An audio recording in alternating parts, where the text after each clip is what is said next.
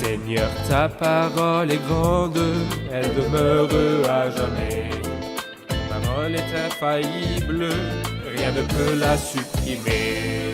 Bienvenue à vous tous, chers spectateurs, à un nouvel épisode et une nouvelle saison du programme Toute la Bible, notre programme d'études bibliques quotidien. Je suis sûr que vous êtes surpris par le nouveau décor de notre studio. S'il plaît à Dieu, nous commencerons dans l'épisode d'aujourd'hui une nouvelle saison du programme Toute la Bible. Nous avons terminé dans l'épisode précédent, il y a 2 ans, 517 épisodes de notre programme Toute la Bible où nous avons présenté certains livres de la Bible, de l'Ancien Testament et du Nouveau Testament. Nous avons été rassasiés par la parole de Dieu. Nous avons été encouragés ensemble par la parole de Dieu. Aujourd'hui, par la grâce du Seigneur, nous commençons la nouvelle saison avec le livre de Néhémie, l'un des livres historiques de l'Ancien Testament. Je voudrais, avant de commencer, accueillir mes invités au studio, les serviteurs du Seigneur.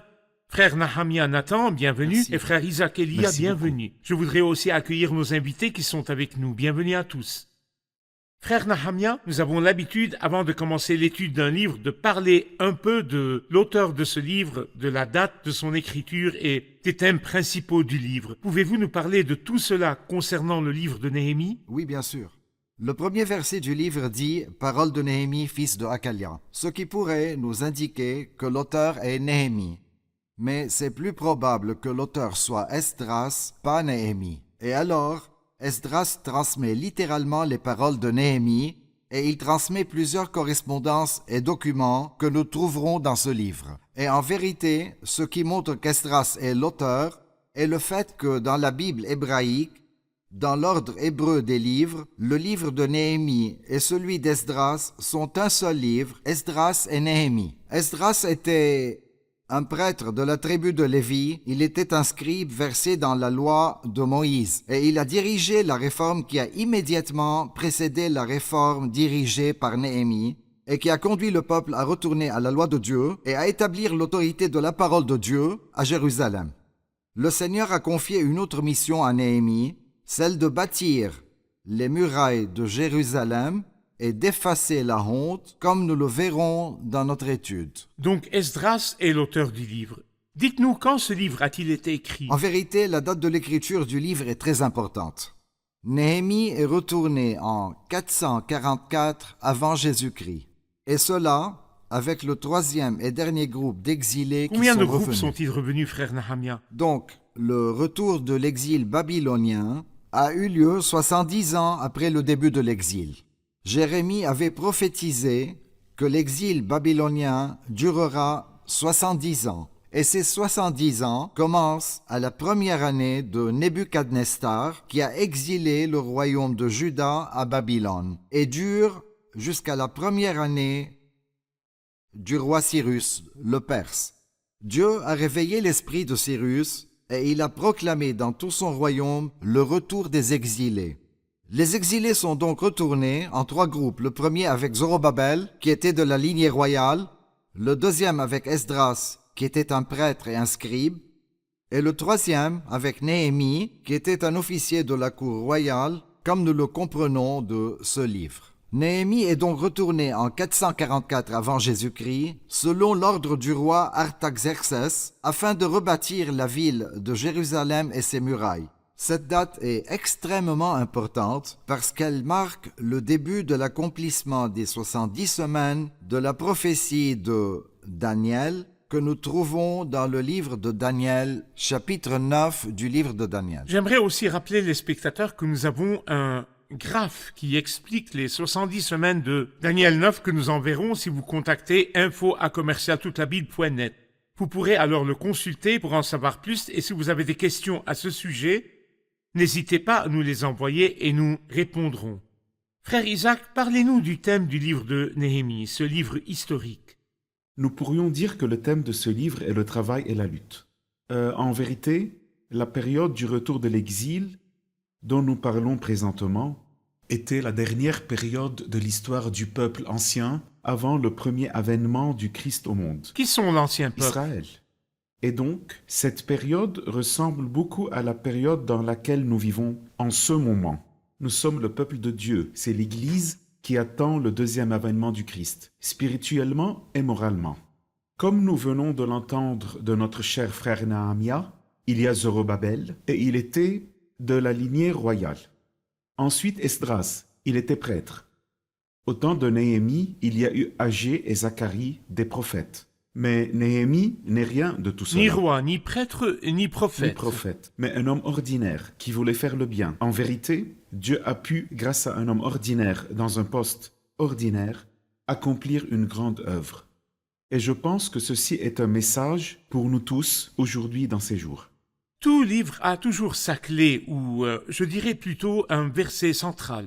Quel est le verset central ou les versets centraux de ce livre? Nous pouvons considérer 2 versets. Par exemple, au chapitre 1, verset 4, la Bible nous montre combien Néhémie faisait confiance à Dieu en toutes choses. Il dit à cette nouvelle que les portes de Jérusalem sont brûlées et que sa muraille est détruite. Je me suis assis, j'ai pleuré et j'ai porté le deuil durant des jours, jeûnant et priant devant le Dieu du ciel.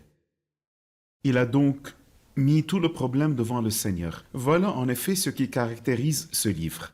Cependant, il ne faut pas être passif après avoir fait sa demande à Dieu. Il faut faire son rôle. Et nous voyons ceci au chapitre 6, verset 3. Néhémie dit ici sa fameuse parole. « J'ai une grande tâche à accomplir, et je ne peux pas descendre là-bas.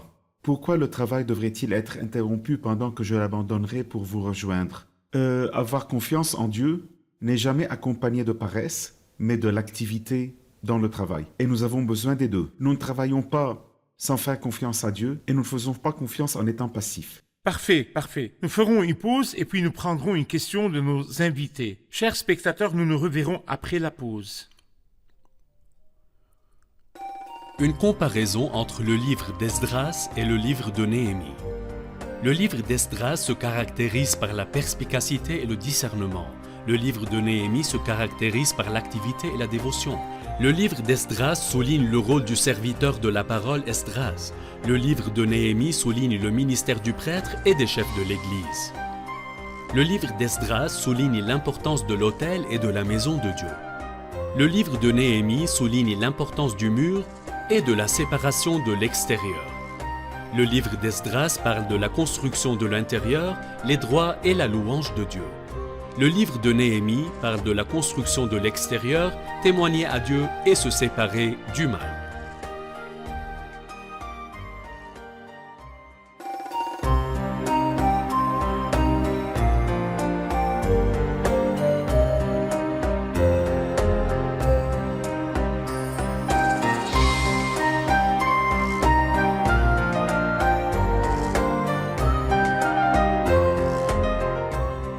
Nous sommes de retour, chers spectateurs, et nous continuons notre étude de l'introduction du livre de Néhémie.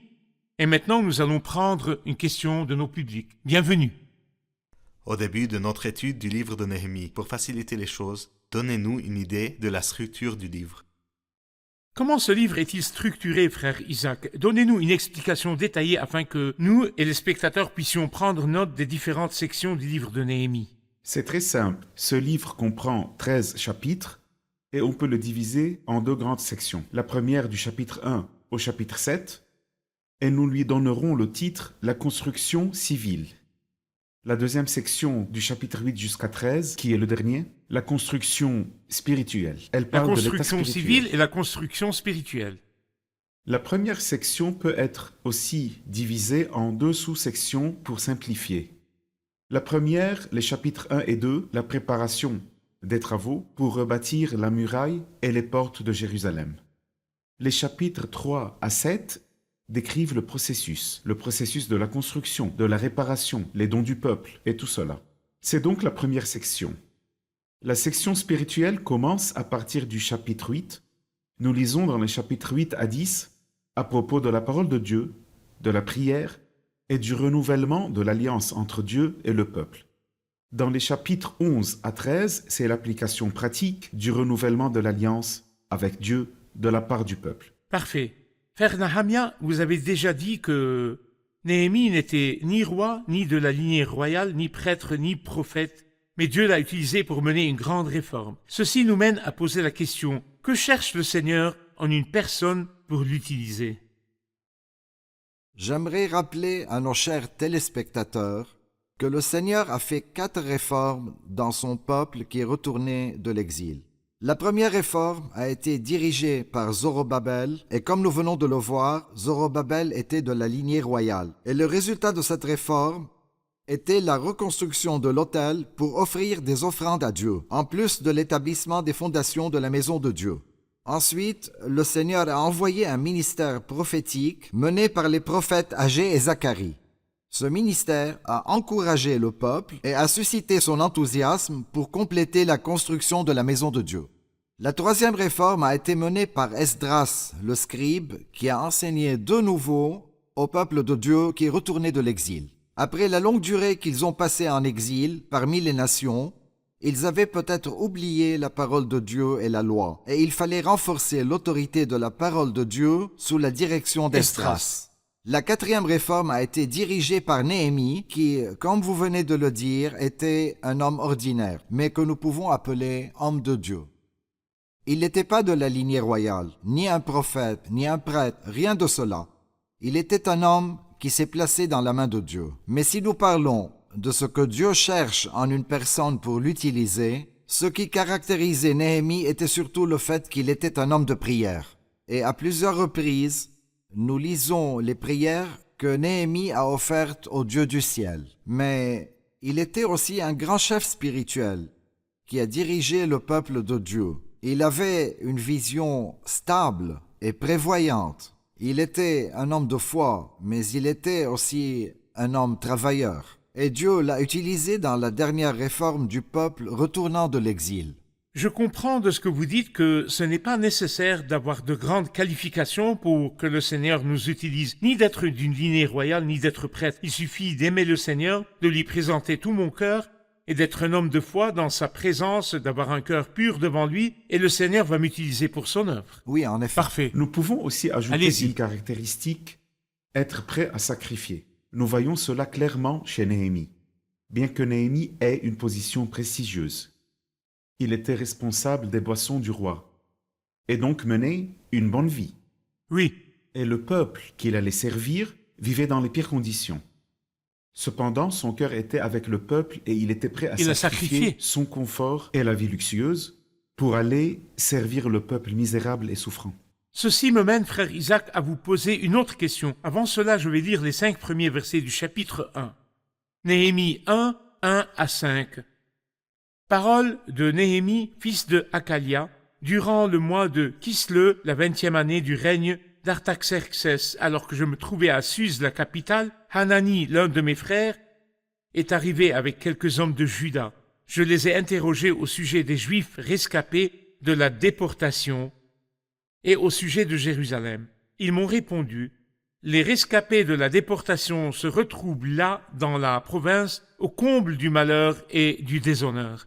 La muraille de Jérusalem est pleine de brèches et ses portes ont été réduites en cendres. À cette nouvelle, je me suis assis, j'ai pleuré et j'ai porté le deuil durant des jours, jeûnant et priant devant le Dieu du ciel. J'ai dit, « Éternel Dieu du ciel, Dieu grand et redoutable, toi qui conserves ton alliance et ta bonté à ceux qui t'aiment et qui respectent tes commandements. » Quel est votre commentaire sur cette attitude? L'attitude de Néhémie quand il a appris les conditions de la ville et sa réaction lorsqu'il a appris la ruine de la ville. Oui.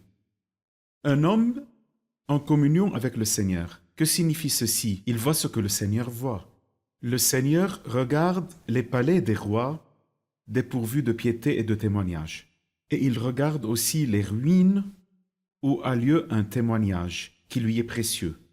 Nous remarquons aussi, comme vous venez de dire, que les nouvelles ne sont pas arrivées jusqu'à Néhémie, mais il a demandé. C'est lui qui avait Il les a demandé. cherchées. Néhémie était comme un messager du roi. Il a donc demandé les nouvelles du peuple. Comment allait-il? Son cœur était avec le peuple de Dieu. Celui qui aime Dieu aime connaître les nouvelles du peuple de Dieu. Il s'en préoccupe. Il n'attend pas qu'on l'appelle.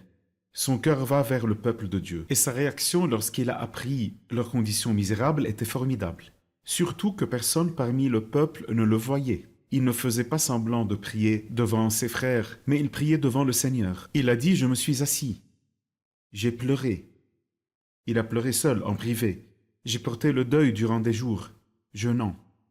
Il s'est humilié devant Dieu et priant devant le Dieu du ciel. Et il a prié une très belle prière. en s'appuyant sur la grâce de Dieu. Il a dit, Seigneur, quel est le but de notre vie si nous tenons les meilleures positions et si notre situation sociale est excellente, mais le ministère est en ruine? Quelle est la valeur? Excellent. Pourquoi sommes-nous ici? Comme vous l'avez dit, Néhémie avait une position confortable Oui. à Suse, au palais royal, mais son cœur était dans les ruines de Jérusalem. Oui. Nous ferons une pause et puis nous prendrons une question de nos invités. Chers spectateurs, nous nous reverrons après la pause. Restez branchés.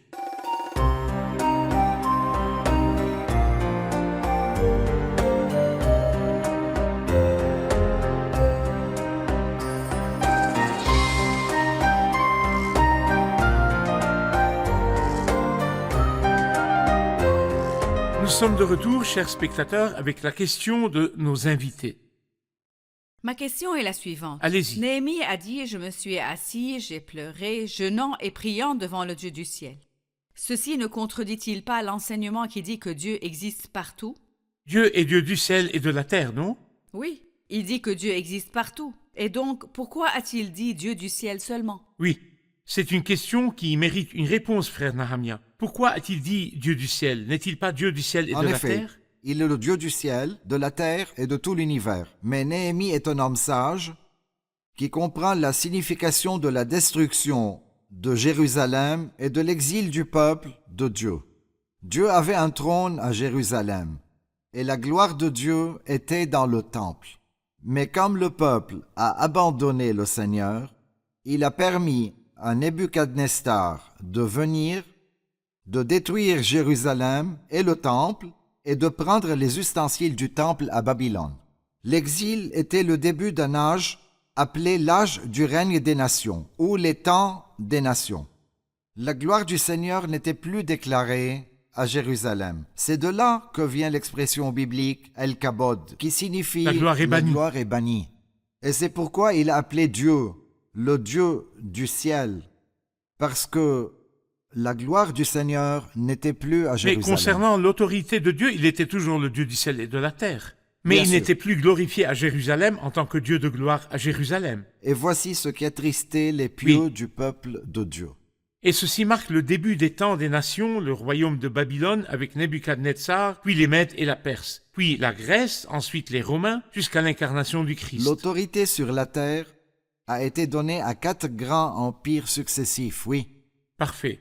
Frère Isaac, nous retournons à la prière de Néhémie. Et je vais lire les versets 4, 5 et 6 dans le même chapitre, le chapitre 1. Il dit dans le verset 4, « À cette nouvelle, je me suis assis, j'ai pleuré et j'ai porté le deuil durant des jours, jeûnant et priant devant le Dieu du ciel. J'ai dit, Éternel Dieu du ciel, Dieu grand et redoutable, toi qui conserves ton alliance et ta bonté à ceux qui t'aiment et qui respectent tes commandements, je t'en prie, prête-moi une oreille attentive et que tes yeux soient ouverts. Écoute la prière que moi, ton serviteur, je t'adresse en ce moment, jour et nuit. J'intercède pour tes serviteurs, les Israélites, en confessant leurs péchés, ceux que nous avons commis contre toi. Oui, ma famille et moi, nous avons péché. Quel est votre commentaire sur cette prière? Frère Ayad, Néhémie comprenait que l'état moral du peuple de Dieu pendant cette période était très mauvais. En fait, si nous revoyons la séquence des réformes après le retour de l'exil, quand nous parlons du lieu pour Dieu et de la maison pour Dieu et de l'autel, nous avons la loi. Mais lorsque tout cela est dans un endroit qui n'est pas séparé des nations, quelle est sa valeur? C'est en fait tout ce que le diable veut. Il veut que la louange soit faite. Cela ne le dérange pas que la louange soit faite, qu'il y ait un lieu qui soit la maison de Dieu, et même que la loi soit observée. C'est-à-dire, avant de parler de l'application, je voudrais bien comprendre ce que vous dites. Vous voulez dire qu'il ne suffit pas Exactement. que l'autel soit construit C'est cela. et que le temple soit construit, qu'il y Et ait que de la la loi louange soit sans lue. que la muraille soit construite? Sans la muraille, parce que la muraille représente la séparation des autres nations. Et la porte est un symbole que personne ne peut entrer. Il a été dit de ce peuple, c'est un peuple qui habite à part et qui ne fait pas partie des nations. C'est un peuple distinct mais non séparé. Il y a une séparation morale. Il y a une séparation des péchés moraux que commettent les autres nations. Ce peuple a un code moral. Lorsque la muraille est détruite, même si le diable est restreint, tout ce qu'ils font est en vain. Ils seront unis aux nations. Et c'est ce qui pesait sur le cœur de Néhémie. Il sentait qu'il y avait un problème. On aurait pu dire, mais Néhémie, la louange arrive, pourquoi pleurer? La loi est observée, pourquoi pleurer? On remercie Dieu pour des gens comme Zorobabel, Agé, Zacharie. Alors pourquoi es-tu malheureux? Il était responsable des bâtons du roi, il devait sourire. Cependant, il était en deuil. La leçon que nous pouvons apprendre est de discerner quand être en deuil, un deuil sacré avec le Seigneur. Mais son deuil n'était pas en vain, il priait. Et sa prière avait un aspect optimiste. Pour bien commencer une réforme, frère Ayad, il faut confesser ses péchés devant le Seigneur. Nous avons péché.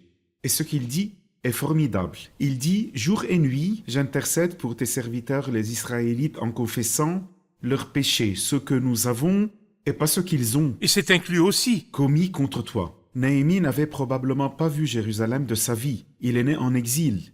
Quel péché a-t-il commis? Non.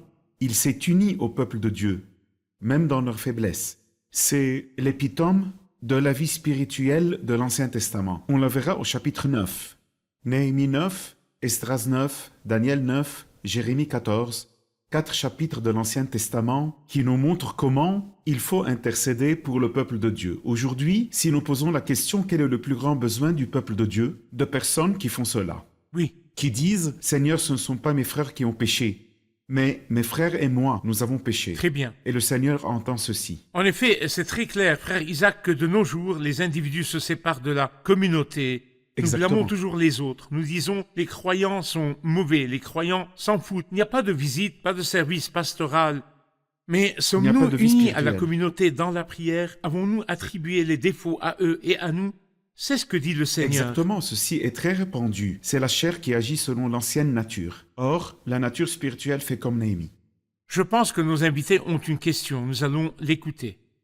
Allez-y. Frère Isaac a dit que Néhémie s'est lui-même renseigné sur l'état du peuple. Son cœur était avec Dieu et le peuple de Dieu. Lorsque j'attends, avant d'agir, que je sois appelé à un ministère, est-ce que mon cœur n'est-il pas avec le peuple de Dieu? Est-ce que je m'impose sur un ministère? Une question très importante. Est-ce qu'il faut attendre qu'il y ait un besoin dans un ministère ou devrions-nous aller chercher? En vérité, la prière est l'attente du Seigneur, être disponible entre les mains du Seigneur, c'est un aspect, mais Dieu peut aussi nous mettre sur des sentiers, selon sa providence divine. Si quelqu'un m'encourage ou j'apprends qu'on a besoin d'aide, mon cœur va vers ce ministère et je commence à participer, alors je découvre mon rôle. Ce n'est pas faux de faire les deux. Très bien. Et ainsi, nous sommes arrivés à la fin de l'épisode. Qu'avons-nous appris de notre épisode aujourd'hui? Quelles leçons avons-nous tirées aujourd'hui? Allez-y. J'ai vraiment apprécié l'idée que Dieu n'appelle pas les qualifiés, mais il qualifie ceux qui l'appellent. Et c'est ce Très qui est bien. arrivé avec Néhémie. Très bien dit. Dans nos conditions difficiles dans la vie, il n'y a rien à faire d'autre qu'aller en pleurant à genoux devant notre grand Dieu.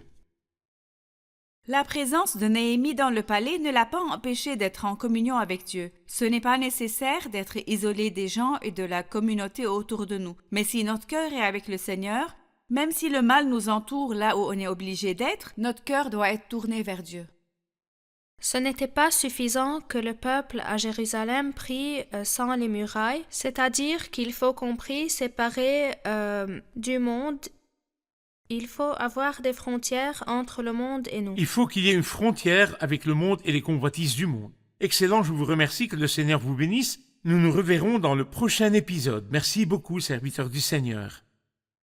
Chers spectateurs, comme nous l'avons vu aujourd'hui, Néhémie n'était pas qualifié selon les standards des hommes, mais son cœur aimait le Seigneur et son cœur aimait le peuple du Seigneur, même si ce peuple était en ruine. On lui a dit que la ville est en ruine et ceci l'a conduit à prier et à aller devant Dieu en priant et en pleurant. Je vous encourage, où que vous soyez, dans votre église, dans votre pays, dans votre famille, si vous remarquez que la ruine ou la confusion règne ou le chaos règne, même dans votre pays, même dans votre communauté, dans la ville où vous vivez, allez devant Dieu, priez, pleurez, jeûnez.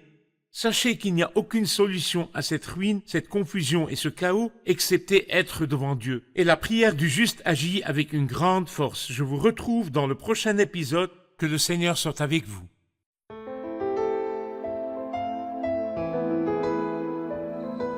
Seigneur, ta parole est grande, elle demeure à jamais.